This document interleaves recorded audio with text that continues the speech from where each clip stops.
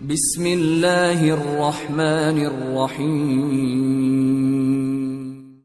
جزیرہ مینار کا ہسپانیہ کے ساحلی شہر بارسلونا سے تھوڑا ہی دور تھا۔ چارلس اور آندریا جب اس جزیرے پر اترے تو وہ سخت پریشان ہوئے، اس لیے کہ سمندر میں کوئی جہاز اور ساحل پر کوئی بھی فرد ان کے استقبال کو موجود نہ تھا۔ ان کے لیے سب سے زیادہ پریشانی اور حیرت کی بات یہ تھی کہ ان کے ہراب لشکر کو ان سے پہلے جزیرہ مینارکا کی بندرگاہ ماہون پہنچنا تھا، لیکن ان کا ہراول وہاں نہ تھا۔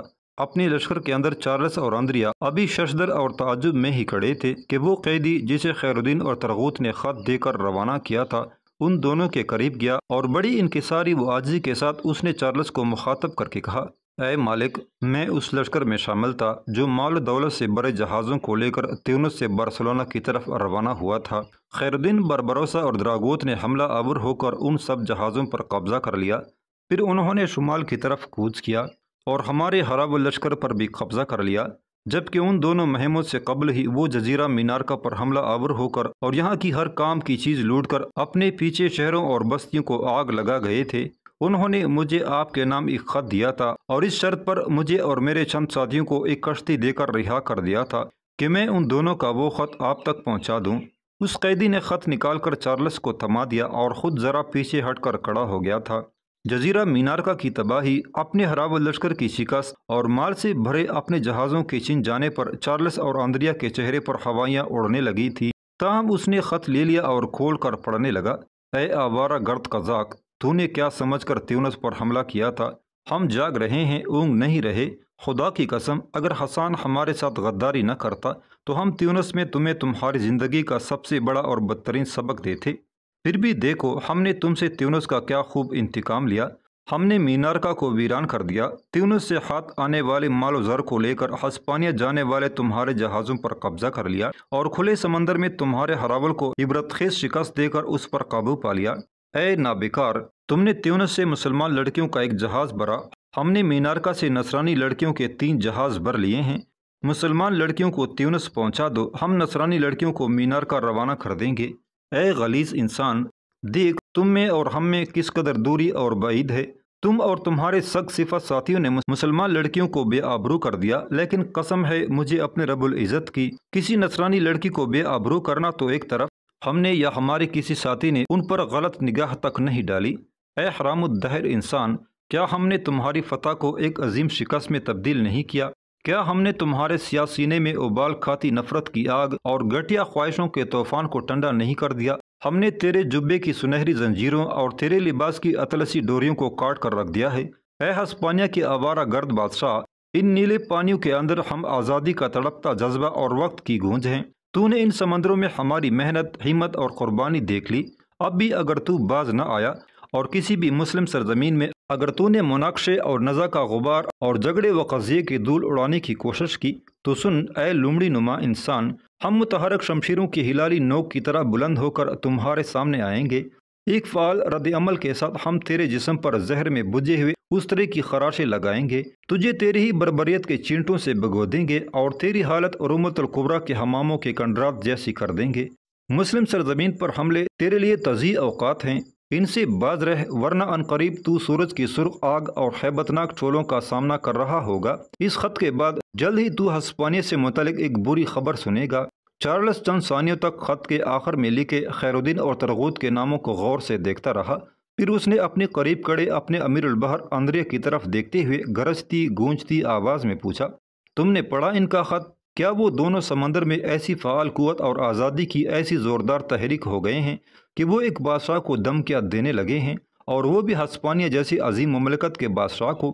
ویسے ایک لحاظ سے وہ سچے ہیں، انہوں نے تیونس میں ہماری فتح کا انتقام ہمارے ہر دل عزیز جزیرے مینارکا کو تباہ و برباد کر کے لے لیا، اور پھر اس پر مستزاد یہ کہ جو مال و دولت ہمیں تیونس سے حاصل ہوا وہ بھی انہوں نے چھین لیا، بلکہ جو کچھ انہوں نے مینارکا سے لوٹا وہ انہیں نفع میں رہا۔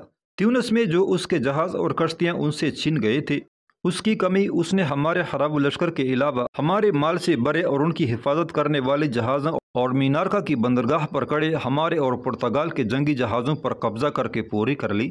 آندریا، ہماری نسبت وہ دونوں نفع میں رہے، اس جنگ میں فتح ان کی رہی، ہماری نہیں۔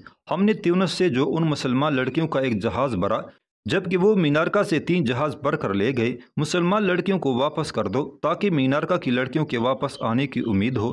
ان سمندروں کے اندر خیر الدین بربروسا اور دراگوت کا سدباب کرو، ورنہ میں سمجھوں گا خشکی میں ہم سلطان سلیمان بن سلیم اور سمندروں میں خیر الدین بربروسا اور دراگوت کے سامنے بے بس اور لاچار ہیں۔ اندریا نے چارلس کا حوصلہ بڑھاتے ہوئے کہا، آپ بے فکر رہیں، ان قریب ان دونوں ملاحوں کو میں 10 تار والے سند کے رسے سے باندھ کر ماروں گا۔ یہ دونوں ایک وقتی گرد و غبار اور شور و غوغا ہیں جنہیں ہم جب چاہیں گے موسموں کی تبدیلی، زمین کی زرخیزی و بنجر پن اور بارش کی کمی کثرت کی طرح بدل کر رکھ دیں گے۔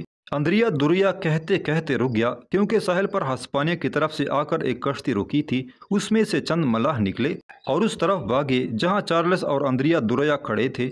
وہ سب گھبرائے ہوئے اور خوفزدہ تھے۔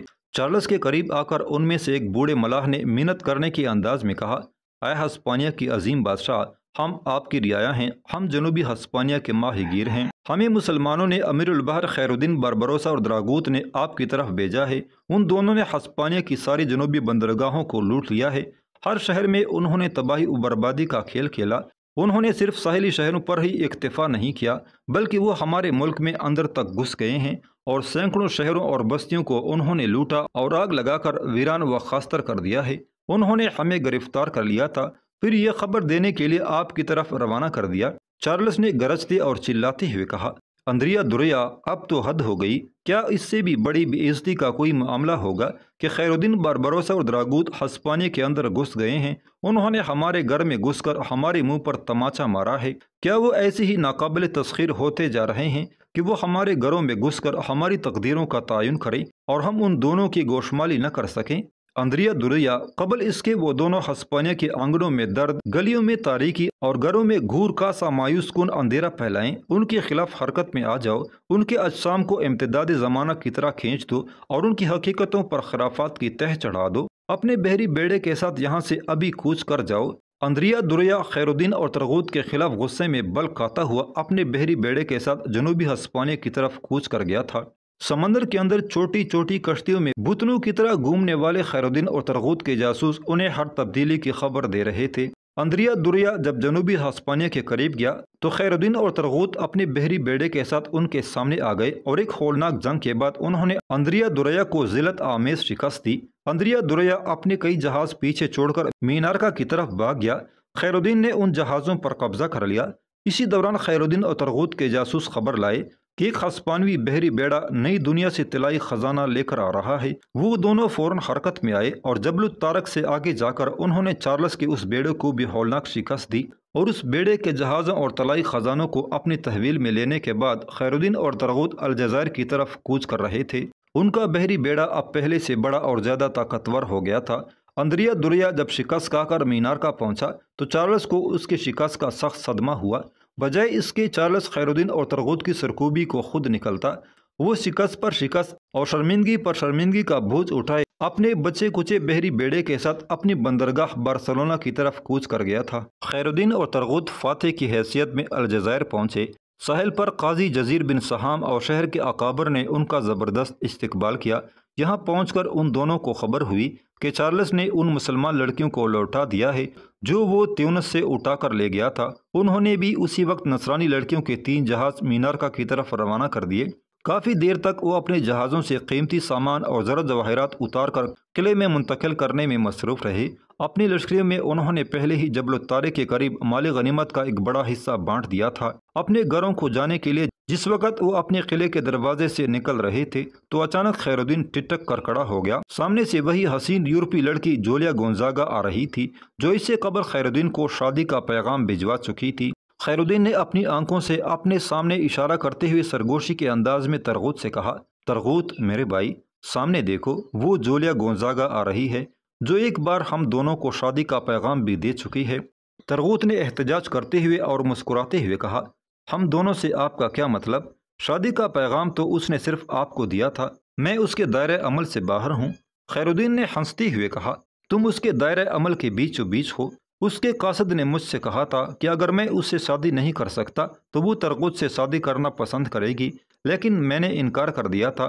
لیکن یہ عورت بھی عجیب ہے، کبھی ہمارے سر مانگتی ہے، کبھی شادی کا پیغام دیتی ہے۔ اب دیکھیں کیا کرنے آئی ہے۔ خیرالدین خاموش ہو گیا کیونکہ جولیا گونزاگا اب ان کے سامنے آ کھڑی ہوئی تھی۔ خیرالدین رک گیا اور اس کی طرف دیکھتے ہوئے پوچھا، کیا تم میرا اور ترغوت کا سر کاٹنے آئی ہو؟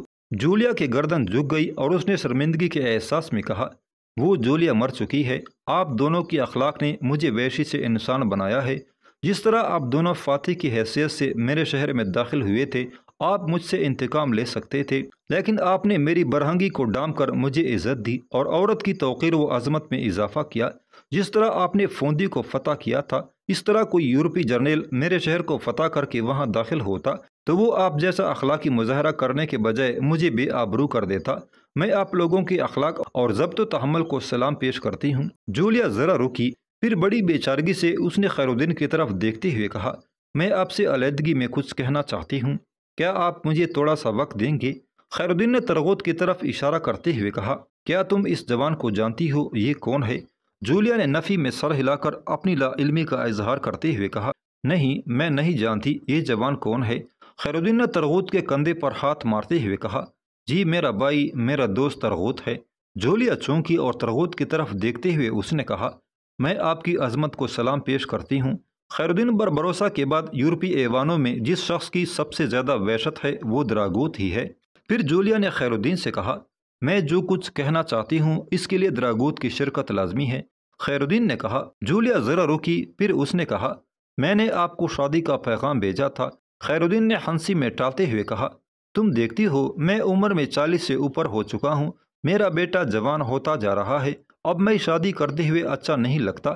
میں نے پہلے ہی 2 شادیاں کر رکھی ہیں، ایک کاسندان سے جو میری بیوی ہے، دوسری سمندر سے جو دشمن کے خلاف میرا ٹھکانہ، میری گات اور کمین گاہ ہے۔ جولیا سر جھکائے چند ثانیوں تک کچھ سوچتی رہی، پھر اس نے بڑے ضبط اور برداشت کا مظاہرہ کرتے ہوئے کہا، اگر میں یہ کہوں کہ آپ اگر شادی نہیں کرنا چاہتے تو میری شادی دراگوت کے ساتھ کرا دیں، پھر آپ کا کیا جواب ہوگا؟ خیرالدین نے 2 ٹوک الفاظ میں کہا، یہ شادی بھی نہیں ہو سکتی، اس لیے کہ ترغوت کے لیے پہلے ہی ایک لڑکی کا انتخاب ہو چکا ہے اور چند روز تک اس کی شادی بھی ہو جائے گی۔ جولیا کچھ دیر سر جھکائے سوچتی رہی، پھر اس نے بکھرے لہجے اور ڈوبتی آواز میں کہا، مجھے تم دونوں کی طرف سے ایسے ہی جواب کی توقع تھی۔ میں اب زندگی بھر شادی نہ کروں گی، تم دونوں کا انتظار کروں گی اور اسی انتظار کی لذت میں اپنی بقیہ زندگی گزار دوں گی۔ جولیا مڑی اور ساحل کی طرف جانے لگی۔ ترغوت نے اسے مخاطب کر کے کہا، کیا تم یہاں رکو گی نہیں؟ جولیا نے مڑ کر ترغوت کی طرف دیکھا، اس کی حسین آنکھوں میں آنسو تھے جنہیں اس نے پونچھتے ہوئے کہا، واپس جانے میں ہی میری بہتری ہے، ساحل پر میری کشتی اور ملاح کڑے ہیں، وہ میرا انتظار کر رہے ہوں گے۔ جولیا ساحل کی طرف چلی گئی جبکہ خیرالدین اور ترغوت چپ چاپ اپنے گھروں کی طرف جا رہے تھے۔ جب اس حویلی میں داخل ہوئے جس میں کوروش اور ترغوت رہتے تھے تو انہوں نے دیکھا وہاں سب جمع تھے۔ کوروش، صنعان اور صالح پہلے ہی گھر پہنچ چکے تھے اور شاید وہ انہیں چارلس کے خلاف اپنی فتوحات کی داستان سب کو سنا چکے تھے۔ ان دونوں کو دیکھتے ہی سب ان کے گرد جمع ہو گئے۔ پہلے وہ حسان، سعد اور عثمان سے مصافحہ کرتے ہوئے ملے، جبکہ روتا، کاسندان، کوروش، صالح، صنعان اور ان کے اہل خانہ ان کے ارد گرد کھڑے ہو گئے تھے۔ پھر خیرالدین نے اپنی بیوی کو مخاطب کرتے ہوئے کہا، کاسندان، روتا کو ابھی اور اسی وقت اپنے ساتھ اپنے گھر لے جاؤ، ابھی اس کی شادی ترغوت سے ہوگی۔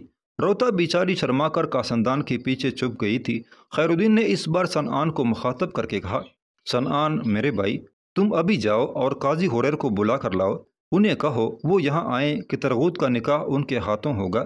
نکاح کی اس رسم سے فارغ ہو کر ہی ہم سب اکٹھے بیٹھ کر کھانا کھائیں گے۔ کاسندان روتا کو لے کر چلی گئی۔ صنعان بھی مسکراتا ہوا باہر نکل گیا تھا۔